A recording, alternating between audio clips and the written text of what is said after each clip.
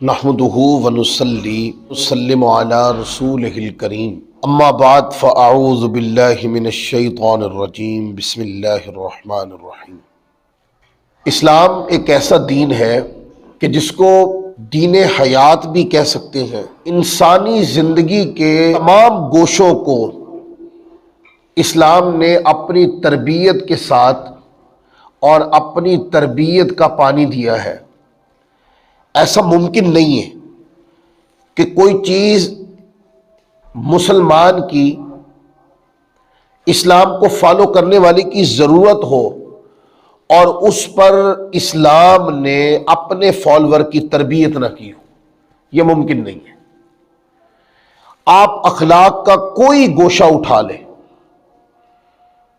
وہ اس اخلاق کا تعلق بولنے سے ہو، اس اخلاق کا تعلق دیکھنے سے ہو، اس اخلاق کا تعلق سننے سے ہو، اس اخلاق کا تعلق چھونے سے ہو، اس اخلاق کا تعلق چل کے جانے سے ہو، اس اخلاق کا تعلق کلام کرنے یا مکالمہ کرنے یا مخاطب کرنے سے ہو، اس اخلاق کا تعلق رشتہ داریوں کے ساتھ ہو، کاروباری میل ملاپ کے ساتھ ہو۔ بتدریج یہ عنوانات آپ گنتے چلے جائیں۔ انسانی زندگی کے جتنے بھی گوشے ہیں، اسلام نے ہر گوشے کے اوپر مسلمان کی تربیت کی۔ ایون کہ اسلام نے مسلمان کی تربیت با اعتبار مسلمان کے ہی فقط نہیں کی، بلکہ یہاں تک تربیت کی ہے کہ مسلمان اس کو کہتے ہیں جو امن میں آ جاتا ہے۔ جب کلمہ پڑھ لیتا ہے تو مسلمان دوزخ کی آگ سے امن میں آ جاتا ہے، تو مومن امن سے بھی ہے، امن والا۔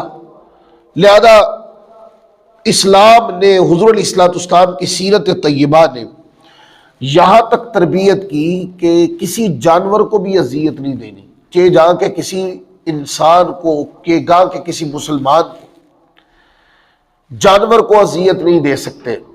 اس طریقے سے رب کائنات نے جو چیز پیدا کی ہے اس کو بیجا اذیت نہیں دے سکتے آپ، بیجا درخت نہیں کاٹ سکتے آپ۔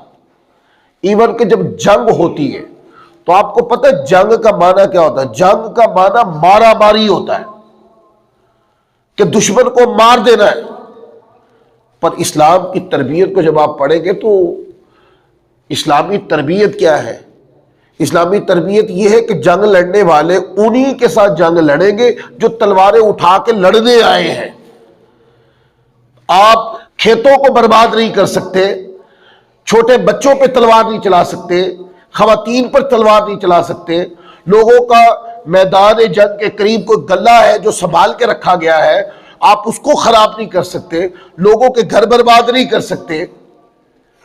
تو اب دیکھتے ہیں کہ کوئی شعبہ ہو، اسلام نے ہر شعبے میں اپنے فالوور کی، اپنے ماننے والے کی قرآن اور سیرت طیبہ نے تربیت کی ہے۔ لہذا یہ سب بیان کرنے کے بعد اب میں ایک جملہ بول سکتا ہوں کہ اسلام نے اپنے فالوور اور اپنے ماننے والے کو بے لگام نہیں چھوڑا۔ انسانی تربیت کی ایک فطرت ہے، اگر اس کو بے مہار چھوڑ دینا، اس طبیعت کو، انسانی طبیعت کو بے لگام چھوڑ دیں تو یہ طبیعت جانوروں سے بھی بدتر ہو جاتی ہے۔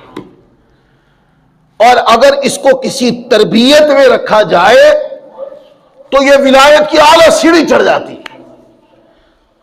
اور چونکہ معلوم تھا کہ جو انسانی تربیت ہے،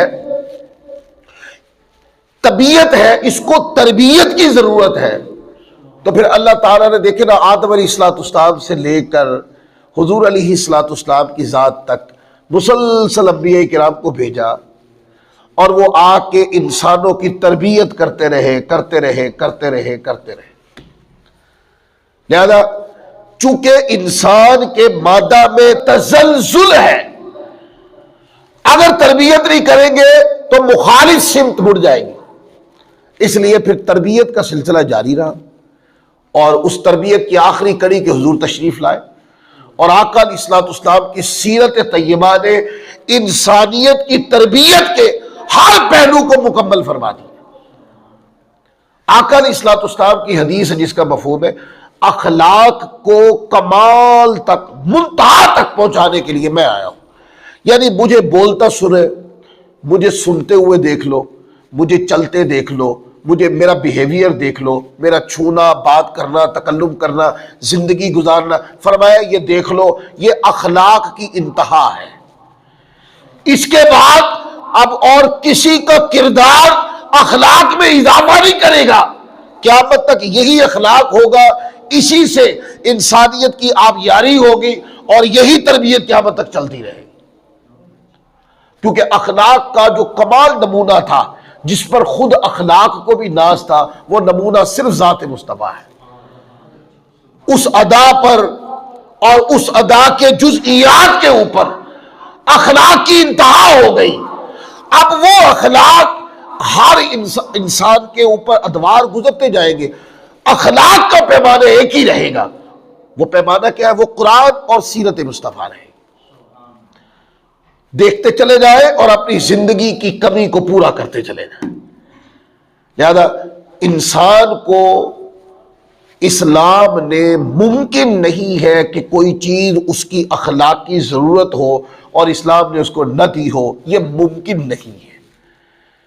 انسان کو جو چاہیے تھا اسلام نے وہ سب دے دیا، بلکہ انسان نے جو مانگا نہیں اسلام نے وہ بھی دے دیا۔ یعنی اسلام ایک امن والا دین ٹھہرا، پرسکون دین ٹھہرا، جس نے اخلاق کو، بہتری کو اور امن کو رواج دیا۔ اس دین کا نام کوئی سننا چاہے تو اسلام کا نام لیا کرے۔ اگر کسی ہستی کو سراپائے امن کوئی کہے کہ دیکھنا چاہتا ہو تو حضور علیہ الصلوۃ والسلام کے سراپے اقدس کی بات کر لے۔ امن یہی سے، یہ سراپائے امن تھے اور امن یہی سے پھیلا۔ اس پر ایک حدیث پڑھ دو پھر میں آگے گفتگو شروع کرتا ہوں۔ حضور کے سراپائے امن ہونے کی اتنی مثالیں ہیں کہ یہ سبجیکٹ اتنا وسیع ہے کہ اس کو محدود وقت میں کور نہیں کیا جا سکتا۔ آقا علیہ الصلوۃ والسلام کی تربیت کا یہ کمال تھا کہ حضور کی میٹھی میٹھی پیاری پیاری باتیں سن کرنا، کہ یہودی کا بچہ تھا حضور سے مانوس ہو گیا، آقا کی اداؤں پہ فدا ہو گیا۔ وہ حضور کی باتیں سنتا تھا، باتیں سن سن کر حضور کی طبیعت کا میلان، مانوسیت، مجانست بڑھتی چلی گئی۔ پھر کیا ہوا؟ وہ ابھی مسلمان بھی نہیں ہوا نا، آقا کے پاس آ کے بیٹھتا اور بیٹھ کر حضور کی باتیں سنتا، اور آقا علیہ الصلوۃ والسلام کی صحبت سنگت میں بیٹھا رہتا، اور پھر زیادہ وقت گزرنے کے بعد وہ کیا کرتا کہ حضور علیہ الصلوۃ والسلام کا پانی والا نا وہ لوٹا، جب کبھی حضور نے وضو کرنا ہوتا تو جا کر نا پانی والا لوٹا اٹھا کے حضور کو وضو بھی کروا دیتا۔ حضور کی میٹھی میٹھی اداؤں نے نا اس کے گھر میں عظمت کا وہ مینار بن گیا تھا، حضور کی محبت کا، وہ جو ڈھایا نہیں جا سکتا تھا۔ کلمہ تو ابھی اس نے پڑھا نہیں ہے، لیکن حضور کی ہستی سراپا امن تھی، آقا کی ہستی سراپا محبت تھی۔ حضور نوازتے ہیں، آپ کی بارگاہ سے ملتا ہے، آپ کی مسکراہٹ پہ لوگ فدا ہوتے ہیں، آپ کے سراپا کو دیکھ کر لوگ آپ کی چاہت میں زندگی بسر کرنا چاہتے ہیں، آپ کی صحبت میں بیٹھنا پسند کرتے ہیں، آپ کی سنگت کو پسند کرتے ہیں۔ تو حضور کے پاس بیٹھا رہتا، حضور جوتا اتارتے تو وہ اٹھا کر وہ جوتا بغل میں دبا لیتا، آقا چلتے وہ پیچھے پیچھے چلتا، حضور بات کرتے تو وہ حضور علیہ الصلوۃ والسلام کی باتوں کو سنتا اور بیٹھا رہتا حضور کی مجلس میں۔ وہ کچھ دن ہوئے تو وہ آیا نہیں، تو آقا علیہ الصلوۃ والسلام کی صحبت میں کوئی بیٹھتا ہو اور وہ نہ آئے، آقا اس کا نہ پوچھے، کیا یہ ممکن ہے؟ یہ ممکن ہی نہیں ہے۔ کوئی دیوانہ آتا ہے حضور کی بارگاہ میں بیٹھتا ہے، کوئی کیسے کہہ سکتا ہے کہ نگاہوں سے وہ اوجھل ہو گیا، اس کو حضور کی نظر کا فیض نہیں ملا یا حضور بھول گئے؟ یہ ممکن نہیں ہے۔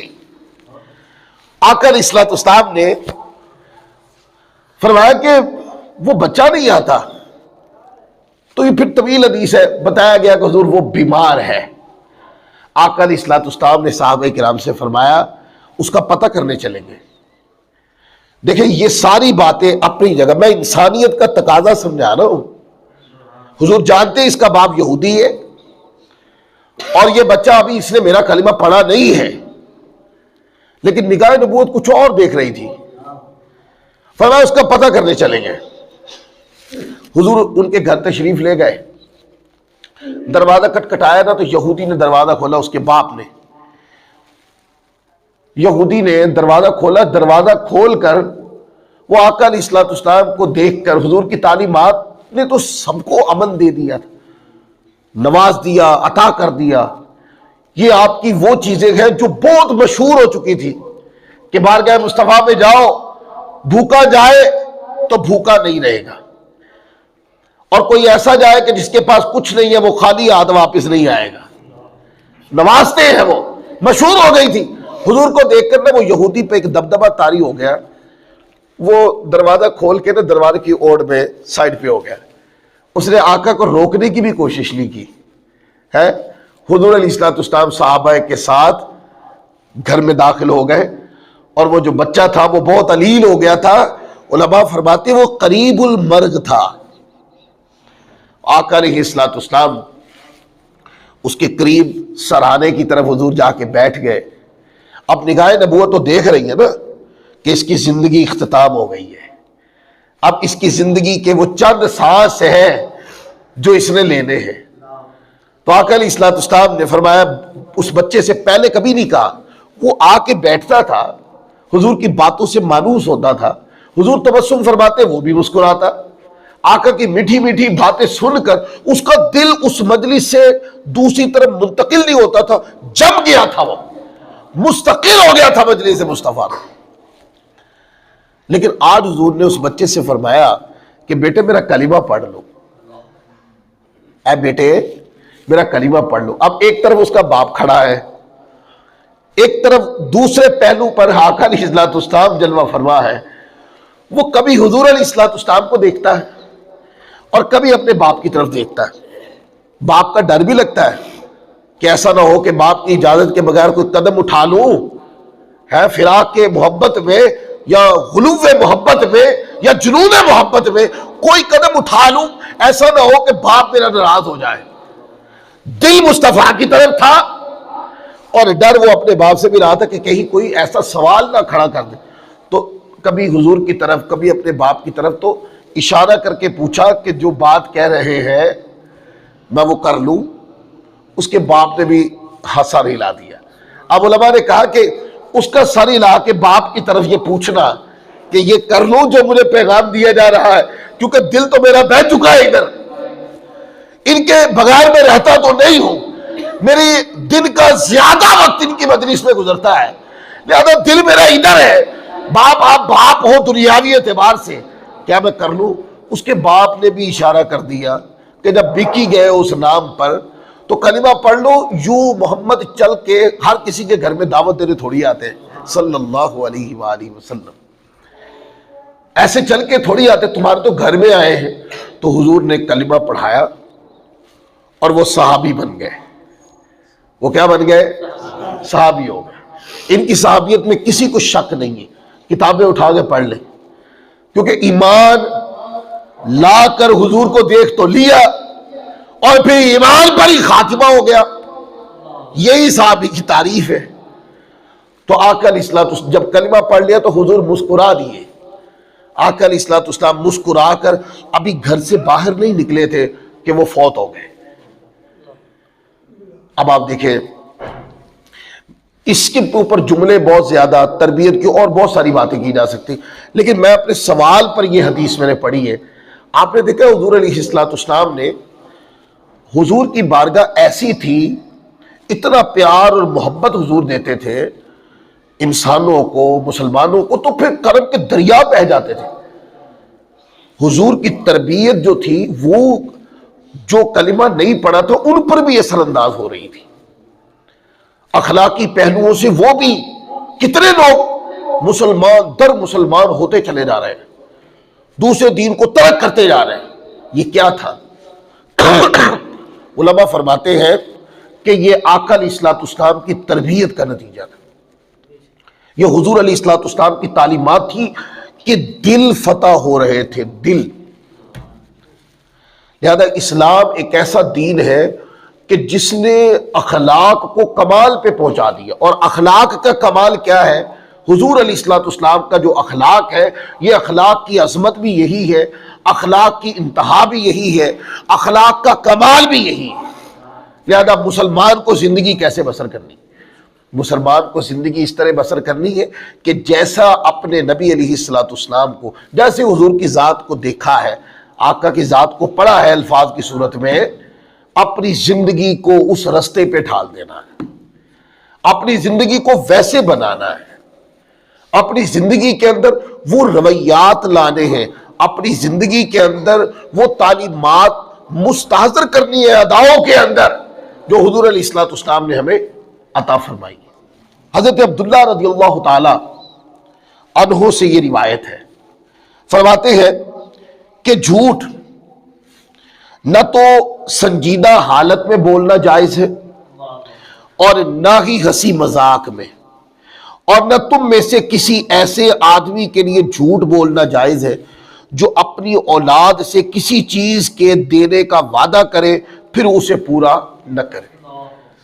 اب یہ حدیث ہے حضور علیہ الصلوۃ والسلام کی، اس میں دو پہلو ہیں حدیث میں۔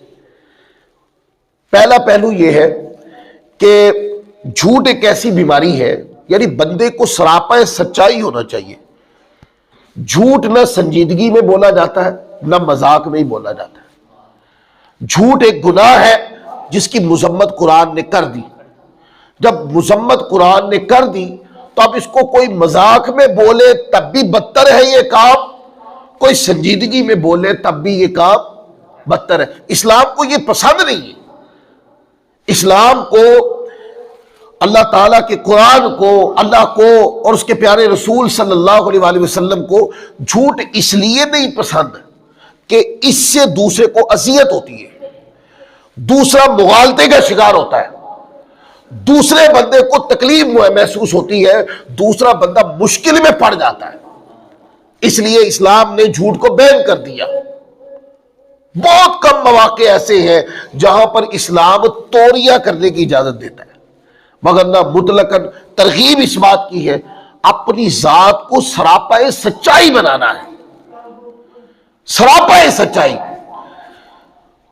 جھوٹ کا جو رستہ ہے نا یہ آسان ہے پر اس کا اینڈ صحیح نہیں ہے، اور جو سچائی کا رستہ ہے وہ مشکل ہے پر اس کا جو اینڈ ہے نا وہ بہت اچھا ہے۔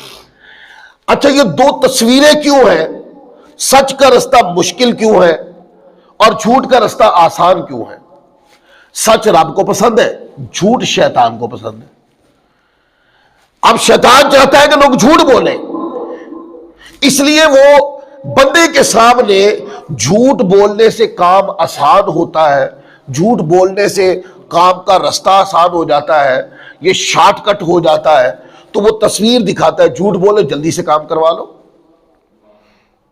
اور سچ کو شیطان مشکل بنا بنا کے دکھاتا ہے کہ اگر یہ سچ بولا تو پھر یہ مسئلہ بھی ہوگا، سچ بولا تو وہ مسئلہ بھی ہوگا۔ اب یہاں پہ مسلمان کی غیرت ایمانی کا امتحان ہوتا ہے۔ غیرت ایمانی کیا ہے؟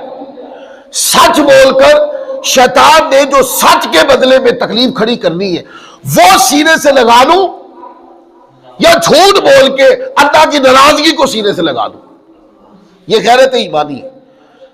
اور جو لوگ شیطان کی دی تکلیف کو سینے سے لگاتے ہیں پر رب کو راضی کرنے کے لیے سچ کو سینے سے لگاتے ہیں، تو وہ لوگوں کے لیے کام وقتی طور مشکل ہو جاتا ہے، پر وہ مشکل کام سے نکل کر جب سچائی کا فیض ملتا ہے تو پھر آسانی ہی آسانی ہو جاتی ہے۔ لہذا سچ کو اپنائیں اور جھوٹ کو زندگی سے خارج کر دیں۔ سچ بولنے کی ابتدا باپ سے ہوتی ہے، ماں باپ سے ہوتی ہے، پھر اللہ تعالیٰ اس کے فیض و برکات اولاد کے ساتھ نسلوں میں منتقل فرما دیتے ہیں۔ یہ ہے حدیث کا پہلا پہلو کہ بندے کو سراپائے سچائی ہونا چاہیے، اس کے لبوں کے اوپر جھوٹ کی گندگی آنی نہیں چاہیے۔ دیکھیے زبان دو طریقے سے گندی ہوتی ہے، ایک ہوتا ہے ظاہری کوئی گندی چیز کھا لینے سے۔ اگر ایک مثال ہے، کوئی چیز ظاہری طور پہ گندی ہے اور کوئی بندہ کھا لے تو فوراً کیا کرتا ہے، وہ کیا کرتا ہے، باہر نکال دیتا ہے، اس کا وجود قبول نہیں کرتا، اس کا مزاج قبول نہیں کرتا۔ تو یہ جو جھوٹ ہے دوستو، یہ بھی تو ایک گندی چیز ہی ہے نا، صرف یہ ہے کہ اس کا ذائقہ روحانی طور پر آتا ہے، جسمانی طور پر نہیں آتا۔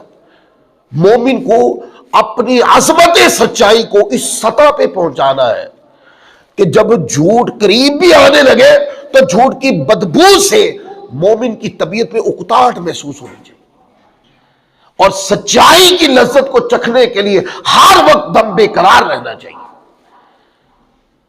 یہ کیا ہے؟ اس کے لیے سچائی کی پریکٹس کرنی ہوگی۔ مزاج میں سچائی، جب آپ سچ جب بولنے لگیں گے شیطان مشکل کھڑی کر دے گا، اس مشکل سے لڑ جانا ہے، ایک بار نہیں، دو بار نہیں، تین بار نہیں، چار بار نہیں، ہزاروں بار سچ بولتے ہوئے سامنے کھڑی کی مشکل سے لڑ جانا، لڑ کے سچ بولنے کے بدلے میں جو شیطان نے مشکل کھڑی کی ہے اس کو منہدم کر دینا ہے، حتیٰ کہ شیطان اس رکاوٹ کو کھڑا کرنا ہی چھوڑ دے۔ وہ کہتے ہیں نا کہ وہ شیطان جو تھا وہ ہیلے بہانوں سے کسی عالم کو، کسی صاحب ذکر کو، تو وہ اس نے سلا دیا، نماز نہیں پڑھنے دی۔ تو جب وہ بیدار ہوئے تو اللہ کی بارگاہ میں بڑی گریہ زاری کیا، مولا مجھے معافی عطا فرما۔ اس کی گریہ زاری کے نتیجے میں ایک تو وہ نماز بھی اللہ تبارک و تعالیٰ نے معافی ہو گئی اس کی، اور بے انتہا اجر رب نے دے دیا۔ اگلے دن شیطان خود آ گیا جگانے، اور جگا دیا۔ جب پوچھا شیطان سے کہ تم کون ہو، اس نے کہا میں شیطان ہوں۔ کہا تم تو لوگوں کو نماز سے روکتے ہو اور آج مجھے نماز کے لیے جگانے آ گئے ہو۔ انہوں نے کہا کہ کل، شیطان نے کہا کل میں نے نماز سے ہی روکا تھا، اور کل جو نماز نہیں پڑھ سکے نا آپ، وہ نماز میں نے ہی نہیں پڑھنے دی تھی آپ کو، اور پھر بعد میں تم روئے اور اللہ کی بارگاہ میں نماز نہ پڑھنے کی وجہ سے تکلیف جو تمہیں ہوئی، اور تم نے گر گڑا کے رب کی بارگاہ میں اپنے گناہ کی معافی مانگی ہے، تو اللہ تعالیٰ نے وہ گناہ بھی معاف کر دیا اور تمہیں بہت بڑا اجر بھی دیا۔ تمہیں تو میں نماز سے روکا تو تم تو زیادہ فائدے میں رہے، لہذا آج میں نے آ کے جگا دیا کہ اٹھ کے نماز پڑھو تاکہ نماز کا ہی ثواب ملے۔ اگر آج بھی نماز کے لیے نہ اٹھنے دیا تو پھر روئے گا تو پھر زیادہ ثواب ملے گا۔ اس لیے دوستو سچ بول بول کے، سچ کی پریکٹس کر کر کے اپنی زبان کو اتنا پاک کر دینا ہے، اور مشکل جو سچ بولنے کے نتیجے میں کھڑی ہوتی ہے اس کے ساتھ اتنا لڑ جانا ہے کہ وہ مشکل پھر مشکل نہ رہے۔ طبیعت میں بندہ نیکی کرتا ہے تو آپ دیکھتے ہیں کہ بندہ بعض مرتبہ ابتدائی طور پہ نیکی کرنا کتنی مشکل ہوتی ہے، مشکل ہو جاتا ہے۔ مسجد جانا، وضو کرنا، صبح اٹھو، 5 نمازیں پڑھنی ہے، صبح اور عشاء کی نماز کبھی مشکل ہو جاتی ہے، کبھی تو ابتدا میں نیکی کرنا کتنا مشکل ہو جاتا ہے۔ لیکن جب بندہ عادت میں رکھ لے ساری چیزوں ہے اور نیکی کرتا رہتا، پھر نیکی کا فیض منتقل ہونے لگ جاتا ہے، پھر اللہ تبارک و تعالیٰ کی خوشنودی کا فیض منتقل ہونے لگ جاتا ہے۔ پھر یہ جو نیکی کا رستہ ہوتا ہے، جب بندہ اس کو عادت میں شامل کر لیتا ہے تو جو چیز عادت میں آتی جاتی ہے آپ محسوس کرتے ہیں وہ آسان ہوتی چلی جاتی ہے۔ کبھی ایک نماز پڑھنا مشکل تھا، آج دل کرتا ہے کہ مسجد سے نکلوں نہ، اتنا کھپ گیا ہوں میں رب کی یاد میں، اللہ کے ذکر میں، اخلاق، اعلیٰ اخلاق کو اپنا، اتنا گم ہو گیا ہوں میں اخلاق کے اندر کہ اب مجھے اخلاق کے لیے اہتمام نہیں کرنا پڑتا، میرے منہ سے دوسرے کے لیے رسپیکٹ کی کلمات خود ہی نکلتے ہیں، میں دوسرے کی عزت کرتا نہیں ہوں، میرا مزاج ایسا ہو گیا ہے کہ خود ہی مجھ سے عزت ہو جاتی ہے۔ تو ابتدا میں نیکی مشکل ہوتی ہے، پھر اس کی پریکٹس بار بار برکت ہوتی رہتی آسان ہو جاتی. اسی طریقے سے سچ بولنے، اپنی طبیعت میں سچائی کی اہمیت کو بڑھائے اور سچ بول بول کے زبان کو پاک کر لینا ہے. اس کے نتیجے میں آنے والی ہر مشکل سے جنگ لڑ جانی، بندہ خود بخود سراپے سچائی ہو جائے. اب حدیث کا ایک پہلو تو ہے کہ اپنے آپ کو سراپائے سچائی بنا لے، جھوٹ سنجیدگی یا مذاق کی صورت میں زبان پر نہیں آنا چاہیے. گندی چیز جو ہوتی ہے چاہے مذاق میں بھی کوئی نہیں نکال سکتا نا، سچا مذاق میں ہو یا سنجیدگی میں، گندی بات تو گندی بات ہوتی ہے، بری بات تو بری بات ہوتی ہے، وہ زبان سے نہیں نکلنی چاہیے، مذاق کی صورت میں بھی نہیں نکلنی چاہیے، سنجیدگی کی صورت میں بھی نہیں نکلنی چاہیے. اچھا، حدیث کا دوسرے پہلو پہ غور کریں. آقا علیہ الصلوۃ والسلام کی جو حدیث ہے، فرمایا کہ جو اپنی اولاد سے کسی چیز کے لیے وعدہ دینے کا وعدہ کر لیتے ہیں پھر اسے پورا نہ کریں، یہ بھی مذمت ہے. ہم کہہ دیتے ہیں نا بچے کو، بھائی رو رہا تھا بچہ، چپ کرانے کے لیے کہہ دیا نا میں آپ کو بیٹے فلاں چیز لے کے دوں گا، ٹھیک ہے. اب یہ اگر آپ نے نہیں لے کے دینی تو آپ کا یہ بات کہنا کہ میں لے دوں گا، یہ جملہ بھی جھوٹ پر مبنی ہے. اور اگر آپ نے نہیں لے کے دینی تو پھر آپ کا یہ جملہ نہیں ہونا چاہیے. اچھا، اس سے دو افیکٹ ہوتے ہیں. ایک افیکٹ یہ ہوتا ہے کہ بندہ خود جھوٹ بولنے کا مرتکب قرار پاتا ہے، اور دوسرا بچوں کی تربیت پر اس جھوٹ کا اثر ہوتا ہے. اور اس کا اثر کیا ہوتا ہے؟ بچے جب تھوڑی سی عمر بڑھتی ہے بچے کی اور بچہ سیکھنے کی عمر میں آتا ہے تو اس کے دماغ میں ایک مفہوم جنم لیتا ہے، او یار میرے والد کہتے رہتے دلواتے تو ہے نہیں. تو وہ والد کے عمل کو سنجیدگی سے لینے کے بجائے غیر سنجیدہ لیتا ہے. آج جو والد کی بات کو سنجیدہ نہیں لیا جا رہا، اہمیت کم ہو گئی ہے. یہ اہمیت کم خود کی گئی ہے. ہم نے جو رف جملہ بولا تھا نا، جو جھوٹ پر مبنی جملہ بولا تھا، اس نے بچے کی تربیت کو بھی بگاڑ دیا. لہذا سچ بولنا ہے، سنجیدگی اور جھوٹ کی کیفیت میں بھی سچ ہی بولنا ہے. سنجیدگی اور غیر سنجیدگی میں سچ ہی بولنا ہے. حتیٰ کہ بچے کے ساتھ بھی جھوٹ، مذاق میں بھی نہیں بولنا ہے، لاڈ میں بھی جھوٹ نہیں بولنا ہے. سچی بات کہہ دیں. بچے کو چپ کروانے کے لیے جائز ہیلے بہانے ہوتے ہیں، جائز انداز ہوتے ہیں، ان کو اپنا لینا چاہیے. حضرت عبداللہ بن عمر رضی اللہ تعالیٰ عنہما، یہ فاروق اعظم رضی اللہ تعالیٰ عنہ کے صاحبزادے ہیں، صحابہ میں مفتی صاحب بھی تھے. نبی کریم رؤوف الرحیم صلی اللہ علیہ وآلہ وسلم سے روایت کرتے ہیں کہ آپ نے ارشاد فرمایا، جو ایماندار شخص لوگوں سے گھل مل کے رہتا ہے پھر ان کے ستانے پہ صبر کرتا ہے تو وہ اس شخص سے بہتر ہے جو لوگوں کے ساتھ گھلتا ملتا نہیں اور نہ ہی ان کے ستانے پہ صبر کرتا ہے. اب قرآن اٹھا کے پڑھے نا، اللہ کی معیت بے صبروں کے ساتھ ہے یا صبر والوں کے ساتھ؟ اٹل قاعدہ ہے، ان اللہ مع الصابرین. اللہ کی معیت جو ہے، اللہ کی رضا، اللہ کی خوشنودی کن کے ساتھ ہے؟ صبر والوں کے ساتھ. اچھا، اس حدیث پاک میں چند بیان ہے، چند باتیں. انسان کو مومن کا مزاج کیسا ہونا چاہیے؟ مومن کا مزاج جو ہے نا وہ اکلوتا نہیں ہونا چاہیے، اکیلا پن نہیں ہونا چاہیے. مومن کے مزاج میں مومن جو ہوتا ہے وہ گھل مل کے رہتا ہے. گھل مل کا معنی یہ ہے کہ وہ چند لوگوں کے ساتھ تعلقات کی اہمیت کو بڑھاتا ہے، باقی سب کے قریب سے گزر جاتا ہے، پرواہ بھی نہیں کرتا. نہیں، مومن ایسا نہیں ہوتا. مومن ایسا ہوتا ہے جس سے بھی ملتا ہے ایسے گھل مل کے ملتا ہے اور اتنی محبت دے دیتا ہے سامنے والے کو کہ اس کو پتہ چلے کہ یار اس کے نزدیک میری بڑی اہمیت ہے. مومن صرف اہمیت رشتہ داروں کو نہیں وقت دیتا، یا اپنی گلی یا اپنے گھر کے دو چار مکان جو آگے پیچھے ساتھ ساتھ ہیں ان کو نہیں دیتا فقط. نہیں، وہ جدھر سے بھی گزر جاتا ہے سراپا محبت ہوتا ہے. وہ جس سے ملتا ہے ان کو بے انتہا محبت سے نواز دیتا ہے. جب کسی کے ساتھ بیٹھتا ہے تو ایک دو کے ساتھ اپنا میلان طبیعت نہیں بڑھاتا، سب کے ساتھ ہی مسکرا کے بات کرتا ہے. لہذا مومن کی پہلی تربیت کیا ہے کہ مومن یعنی سڑا بجھا نہیں رہتا نا، مومن گھل مل کے رہتا ہے، مسکراتا ہے مومن، تبسم کرنے والا، مسکروانے والا اور گھل مل کے رہنے والا، ہر کسی انسان کو عزت دینے والا، شرف دینے والا، محبت دینے والا ہے، پیار دینے والا ہوتا ہے مومن۔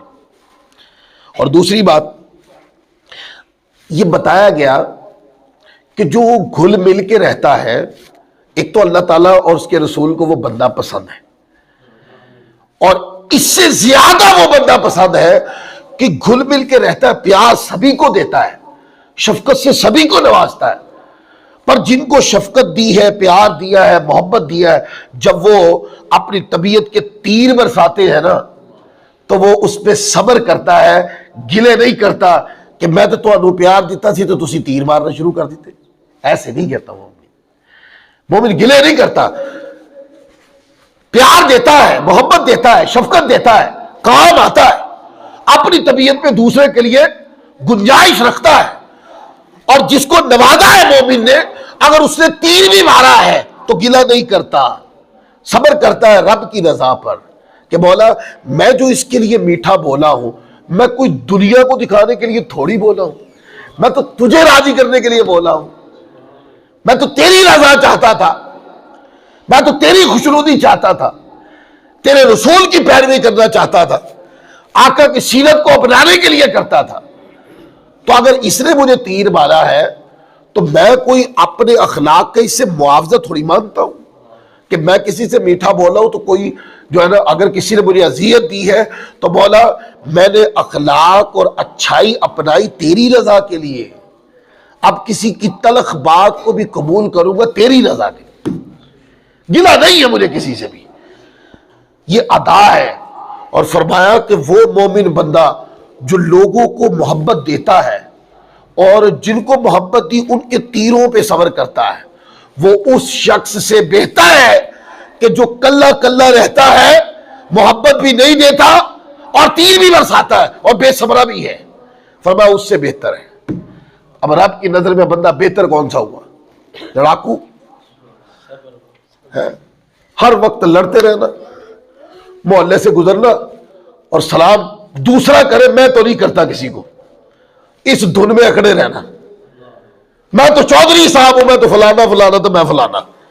اور یار اللہ کی بارگاہ میں فلانا فلانا نہیں، اللہ کی بارگاہ میں متقی رب کو پسند ہے۔ متقی کا معنی جو جھکا ہوتا ہے، وہ جو رب کی فرما برداری کا لحاظ کرتا ہے، دنیا داروں کے تکلیفوں پر تو پی جاتا ہے، صبر کرتا ہے۔ کئی بار ایسا بھی دیکھنے کو ملتا ہے کہ بعض دوست ایسے ہوتے ہیں، سلام میں اسلام نے پہل کا حکم دیا ہے۔ کیا حکم دیا ہے؟ پہل کرو، کہ جو سلام میں پہل کرتا بھئی اس کو نیکیاں زیادہ ملتی ہیں، اور جو جواب دیتا ہے نیکیاں اس کو بھی ملتی ہیں، پر تھوڑی ملتی ہیں، تھوڑی نیکیاں ملتی ہیں اس کو۔ اب دیکھیں تو پھر کوشش کس چیز کی کرنی چاہیے؟ اسلام کو سلام پہلے کرنے کی کوشش کرنی چاہیے، یا کرسی بچھا کے گلی میں اس طرح بیٹھے رہنا کہ جو بھی ہے مجھے سلام کر کے جائے؟ گھاٹے کا سودا ہے یہ۔ سودا کیا ہے؟ گھاٹے کا سودا ہے۔ ایک تو آپ کام کوئی نہیں کرتے، اور دوسرا آپ پورے محلے پہ اذیت بنے ہوئے ہیں، آپ بیٹھے ہوتے کوئی سلام نہ کر کے جائے تو گلے شروع کر دیتے آپ۔ نہیں، مومن کا طریقہ یہ ہے کہ وہ آگے بڑھ کے خود سلام کرتا ہے۔ یہ ٹھیک ہے کہ آنے والے کو سلام کرنا چاہیے، سنت کا یہ پہلو زیادہ آیا ہے کہ جو آیا ہے اس کو پہل کرنی چاہیے سلام میں، لیکن مطلق قاعدہ بھی تو یہ ہے نا کہ جو پہلے سلام کرے گا ثواب بھی زیادہ وہ پائے۔ تو کرسی بچھا کر محلے میں کونے پہ بیٹھ جانا کہ سارے محلے دار مجھے سلام کر کے جائیں، نہیں سلام کر کے گئے تو جس نے نہیں کیا اس سے میرا گلہ ہے، یہ تو ثواب، یہ کوئی ثواب کا کام نہیں، بلکہ آگے بڑھ کے پہلے سلام کرنا، اس کے دورے فائدے ہیں۔ آپ سلام میں پہل کریں، جس کے بارے میں آپ سلام میں پہل کریں گے ایٹومیٹکلی آپ کی محبت اس میں بڑھ جائے گی، آپ کی اس کے ساتھ بڑھ جائے گی، اس کی آپ کے ساتھ بڑھ جائے گی۔ کہ جب گزرتے سلام کرتے ہیں، دعا بھی دیتے ہیں، السلام علیکم ورحمۃ اللہ وبرکاتہ، ساتھ سلام بھی کرتے ہیں، ساتھ دعا بھی دے دیتے ہیں۔ یہ طریقہ ہے جو اسلام نے سکھایا ہے۔ پھر آگے دیکھیں، ابو موسیٰ اشعری رضی اللہ تعالی عنہ روایت کرتے ہیں، نبی کریم رؤوف الرحیم صلی اللہ علیہ وآلہ وسلم سے روایت کرتے ہیں، آپ نے ارشاد فرمایا کوئی آدمی نہیں، یا فرمایا کوئی چیز نہیں اللہ عز و جل سے زیادہ صبر کرنے والی اس تکلیف سے جو وہ سنے اور اس پر صبر کرے، اور یقیناً لوگ اس کے لیے یہ دعویٰ کرتے ہیں کہ اس کا بیٹا ہے، اور وہ اس کے باوجود ان کو عافیت اور رزق عطا فرماتا ہے۔ کہا کہ اس سے بڑھ کے کوئی چیز نہیں، اللہ کی بارگاہ میں کوئی چیز پسندیدہ نہیں، اللہ کی بارگاہ میں کوئی عمل پسندیدہ نہیں کہ کسی بندے کو تکلیف دی گئی اور اس نے اس پہ صبر کر لی، صبر کر لیا اس نے۔ لوگ صبر والوں کو بزدل بنا دیتے ہیں اور پھر اس کی کہانی سنا، بولنے نہیں دیتا جی، میں کو بولنے دیتا ہوں، وہ بولتا تھا میں آگے سے گالی نکالتا تھا، جو 5-8 گالا کڑیا نا میں چپ ہو گیا۔ وہ مومن کے صبر کو آزما رہے ہو، آپ کو پتہ ہے جس کو گالیاں نکالی ہیں اس کے صبر نے جنگ جیت لی ہے، اور ہماری بد اخلاقی نے ہمارے صرف کردار کا بیڑا غرق نہیں کیا، ہماری روحانیت کا بھی بیڑا غرق کر دیا کہ ہمارے کلام میں سختی ہے، ہمارے کلام میں گندگی ہے، ہمارا کلام لغو ہے، ہمارا کلام مومن کو اذیت دیتا ہے۔ اور جس نے کر لیا صبر، جو رب کو پسند ہے، جس پہ اللہ اجر دیتا ہے، جس پہ رب خوش ہوتا ہے، تو 2 بندے لڑے آپس میں اور ایک بندہ تلخ مزاج ہو، آوارگی ہو اخلاق میں، اور وہ گالی گلی دے کر دوسرے بندے کو بولنے نہ دے، تو آپ کو پتہ ہے ان دونوں بندوں میں لوگوں کو تو شاید گالی دینے والا پسند ہوگا کہ جناب، لوگ تو سمجھتے ہوں گے نا بھائی بولنے نہیں دیتے، بھائی بولنے نہیں دیا ہمارے بندے نے تو اس کو بولنے نہیں دیا۔ 1 منٹ کے لیے سوچیں ان دونوں بندوں میں اللہ کی بارگاہ میں اچھا کون ہے؟ جس نے سن لی یا جس نے اگل دی؟ اللہ کی بارگاہ میں اچھا وہ ہے جس نے سن لی، جس نے برداشت کر لی، جو صبر کر گیا، اور جو وضاحت دینا بھی پسند نہیں کرتا۔ لوگ اس کو کہتے ہیں، اس کو جی فلاں موقع کے اوپر لڑائی ہوئی تو اس کو بڑی گالیاں نکالی، پتہ نہیں کون کون سا عیب ہے اس میں، وہ بیچارہ صفائی بھی نہیں دینا چاہتا۔ وہ کہتا مولا لوگ میری طرف عیب منسوب کر رہے ہیں، اے پاک پروردگار میں نے صبر تیری رضا کے لیے کیا ہے، اجر بھی تیری بارگاہ سے لینا۔ لوگ تکلیف دیں، لوگ برا کہیں، لوگ گالی نکالے، مجھے اس کی تو پرواہ ہی نہیں ہے۔ تو آپ کو پتہ ہے جس بندے نے اپنے صبر کا اہتمام رب کائنات کی رضا کے لیے کیا، جنگ وہی جیتا ہے۔ بد اخلاقی، بد کرداری، گالی گلوچ، دوستو یہ تو گھاٹے کا سودا ہے۔ طبیعت کی سختی گھاٹے کا سودا ہے۔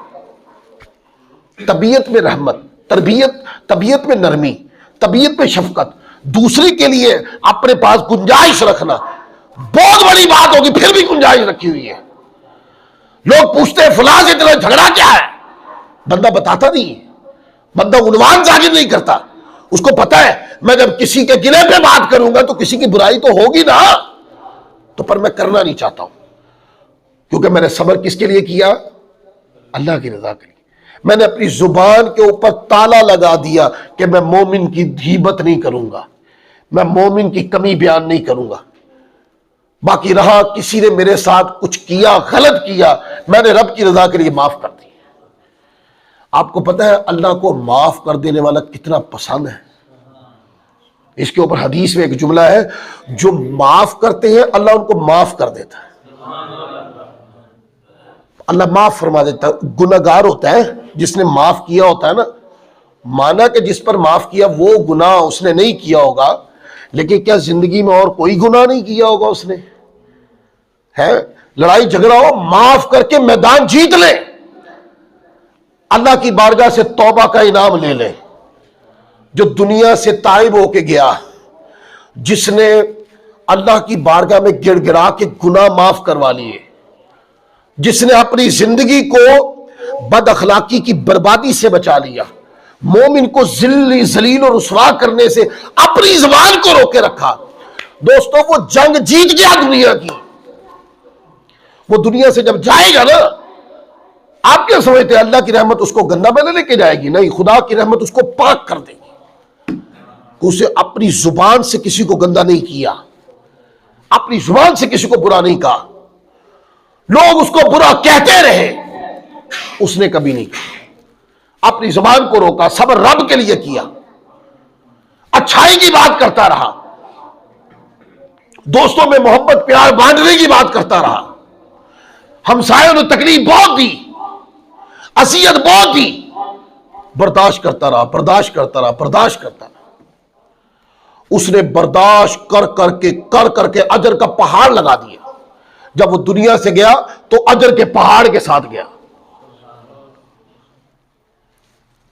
تو حدیث پاک یہ بتاتی ہے کہ اللہ کی بارگاہ میں جو بندہ صبر کرتا ہے، اللہ کی رحمت متوجہ ہی اس کی طرف ہوتی ہے. دو لڑ رہے ہیں، جس نے اندر سے گند نکالا نا، وہ تو اللہ کی رحمت سے دور ہو گیا. اللہ پسند نہیں فرماتا، کیونکہ اللہ کا دین اس کو پسند نہیں کرتا. اور جس نے صبر کر لیا، جس نے برداشت کر لیا، وہ جہاں کھڑا ہو کر جتنی دیر بھی ضبط کر کے کھڑا تھا نا، اتنی دیر خدا کی رحمت اس کی طرف متوجہ رہتی ہے. اور بعض صوفیہ نے یہ بات کہی کہ کسی کو ضبط مل جانا، کسی کو صبر مل جانا، کسی کو برداشت مل جانا، اور کسی کو یہ کہ میں کسی اور کی برائی نہیں کرتا ہوں، یہ اخلاقی نعمت کا مل جانا، اس کی بنیاد ہی یہ ہے کہ اس بندے کی طرف رب کی رحمت متوجہ ہے. وہ اپنے عمل سے یہ کر نہیں سکتا تھا. اللہ تبارک و تعالیٰ کے کرم نے، فضل نے، جو اس کی ذات کی طرف متوجہ ہے، اس کو ایسا بنا دیا جیسا رب کو پسند تھا، اس بندے کو ویسا ہی بنا دیا. اکابرین کی زندگی سے دوستو اس کی اتنی مثالیں ہیں، اتنی مثالیں ہیں اکابرین کی زندگی سے. اگر ہم اٹھا کر دیکھیں تو اپنی زندگی سنوارنے کے لیے کوئی گوشہ اسلام نے تربیت کا چھوڑا نہیں. اگر کوئی کمی رہ گئی نا تو ہمارے سمجھنے میں، ہمارے سننے میں، ہمارے سیکھنے میں یہ کمی رہ گئی. اللہ رسول کے دینے میں کوئی کمی نہیں رہی، تربیت کرنے میں کوئی کمی نہیں رہی. لہذا اپنی زندگی میں نا انتخاب کیا کریں. لوگ انتخاب کرتے، تعلیم پڑھتے، انتخاب یہ ہے کہ میں ڈاکٹر بنوں گا. اچھی بات ہے، ضرور بننا چاہیے، ڈاکٹر بنے. میں تو اکثر کہتا ہوں تو ڈاکٹری کا شعبہ ایک ایسا شعبہ ہے، بندہ اس کو ذمہ داری سے نبھائے ولی بن جائے گا. کیونکہ ڈاکٹر لوگوں کی جان بچاتے ہیں. کوئی پولیس مین ہے، آپ اپنے شعبے کے اندر سچے ہو کے کام کریں، آپ عوام کے اندر فساد کو روکتے ہیں، آپ اپنے کام کو ذمہ داری سے نبھائے، آپ ولی بن جائیں گے اس کام کی ذمہ داری کو نبھاتے.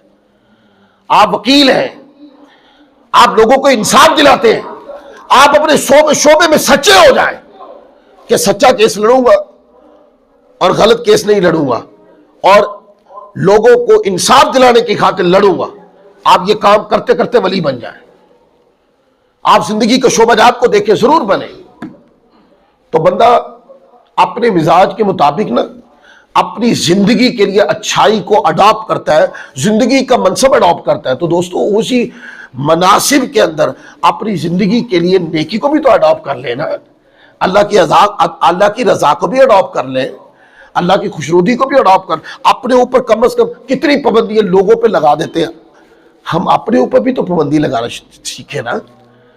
وہ کوئی بہادر تھوڑی ہوتا ہے جو لوگوں پہ پابندی لگا دیتا ہے، کوئی بہادر نہیں ہوتا. لوگوں پہ پابندی لگانا بہت آسان کام ہے، کوئی مشکل کام نہیں. عہدہ ملے تو آپ عہدے کے نیچے جتنا مرضی ظلم کرے.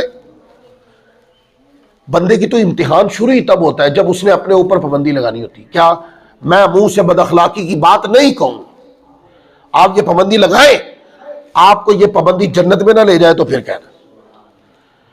آپ اپنے اوپر پابندی لگائیں، میں نماز قضا نہیں کروں گا، آپ کو یہ ادا جنتی نہ بنا دے تو پھر کہیں. اپنے اوپر پابندی لگائیں کہ میں قرآن مجید کی تلاوت نہیں چھوڑوں گا، کرتا رہوں گا، قرآن کو سیکھوں گا، سمجھوں گا، عمل کروں گا. اگر آپ کو یہ پابندی جنتی نہ بنا دے تو پھر کہنا. تو دوستو جیسے ہم کسی کے لیے سوچتے ہیں تو اپنے لیے بھی سوچیں. یہ ہے دین کا پیغام. اللہ تعالی ہم سب کو عمل کی توفیق عطا